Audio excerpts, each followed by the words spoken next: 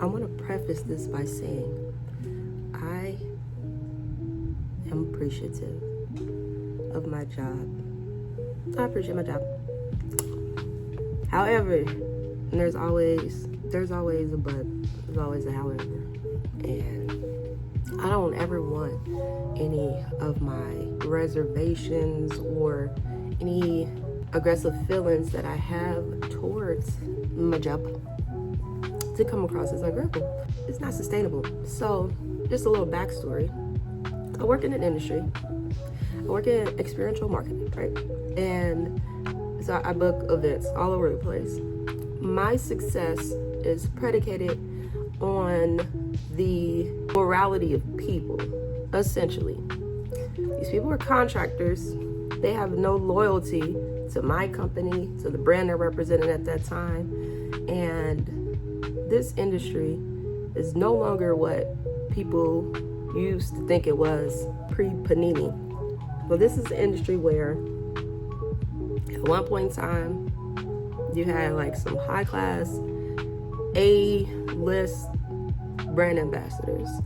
And now, not so much, okay? This is essentially a gig job. It is a gig job because that's where a lot of people came into place. I can speak to it because that's how I got this job. Like it started off as gig work. They were paying, these jobs pay like 25, on average, 25 an hour. And if you build a schedule out, again, I was able to build a schedule out. I went full time. Like I didn't have a job for 4 years. Went full time in this. I'm still a contractor, but I am full time for one company. I still do my thing, for other brands, but I'm full time for one company and I do the staffing. So, levels to it. But it started off as gig work. So that is the mindset, or the mentality of these people that are booking these jobs. These are people-ready people, and they see $25 an hour. They're like, okay, cool. I can just go over there and do nothing for $25 an hour, or I can just not answer the phone when I'm supposed to be at an event in less than 40 fucking minutes. And the clients don't understand. They think everybody's supposed to be like, oh yes, so I love this brand and I'm gonna bend over backwards and do what I need to do, and I will stay true to my commitments. No. If the people, they don't want to do it, they won't do it. And then where does that leave me? There's me in a predicament to where I am literally like rusting all over the place to try to get it restaffed because that is my job. But here's the kicker, here's the twist. I can't staff an event that can't be staffed. There's nobody in this area, nobody ever wants to work this. You have to pick up heavy shit, so no one wants to go pick that shit up.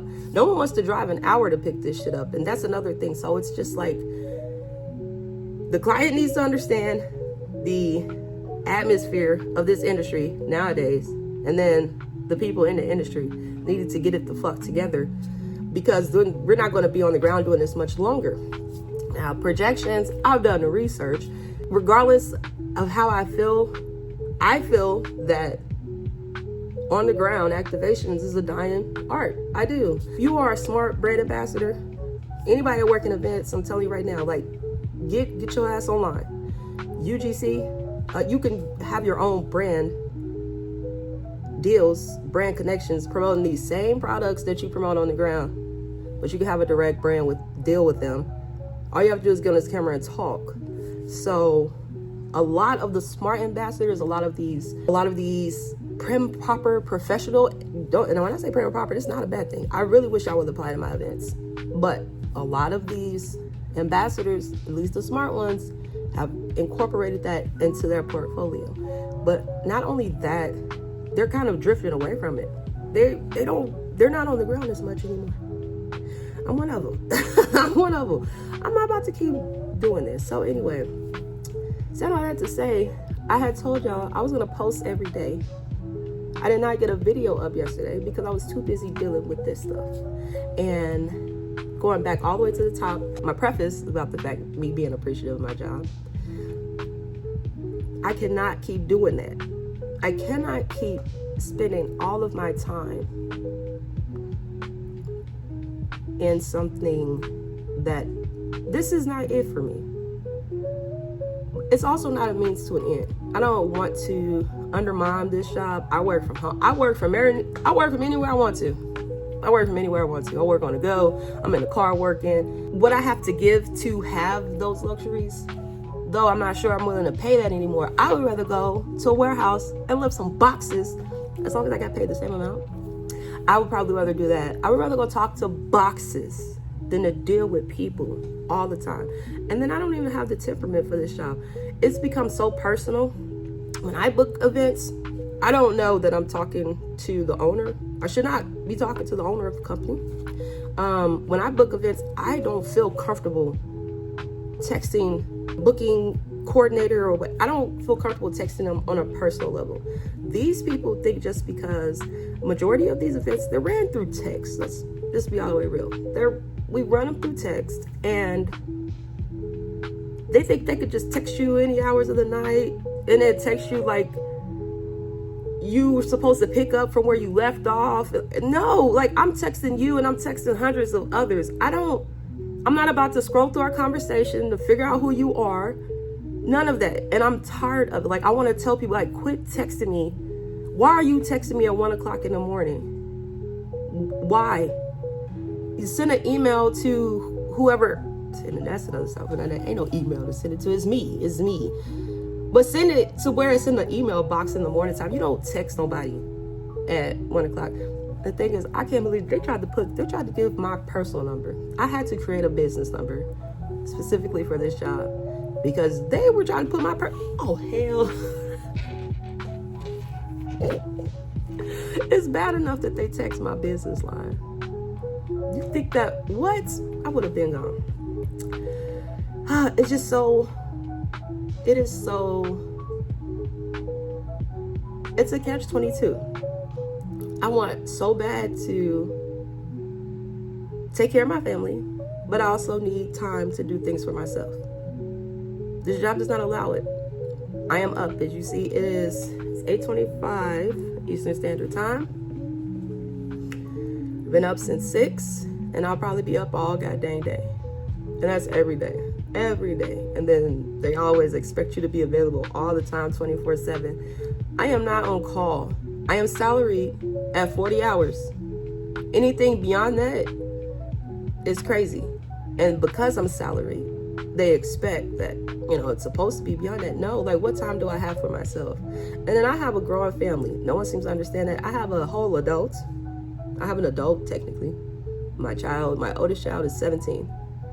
So I have an adult, and then I have these preteens that require so much of your time, so much of your energy, so much of your attention. What time do I have to be on this computer, to be on this phone all day? All damn day. So I got that. That's at the top. And then I got my family. So where does creativity come into place? That's what happened yesterday. I wasn't able to get a video up. I did go out and walk. I actually about to get my ass up and go walk today too, because something got to change. I got to figure out something other than this. This is not working for you, girl.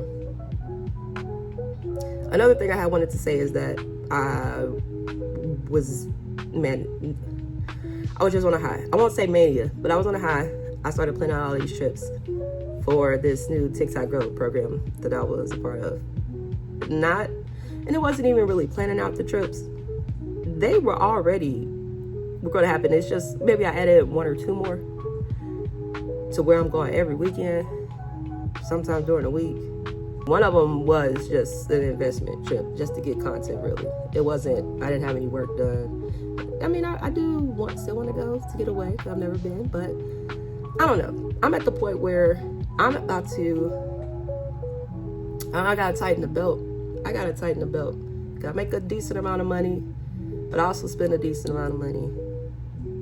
And if this job was to go tomorrow, like, I'd be back on the ground hustling, and we don't want to go backwards. We want to move forward. So I think some of these trips are going to have to go, especially the one that's not generating any income, because I'm going to start putting some money in a bank, not like a bank, the proverbial bank, and start building on something to where I can make my way out. The thing is, I've always been bad with money. I don't know what it is. Every time I have money, I'd spend down to zero. Why? Like, why? I'm also not as fiscally irresponsible as I used to be. So something can be done. And I think now that I know that I'm looking forward towards a bigger picture, I don't like this feeling. I don't want to feel this way next year. And so now I'm going to do something about it.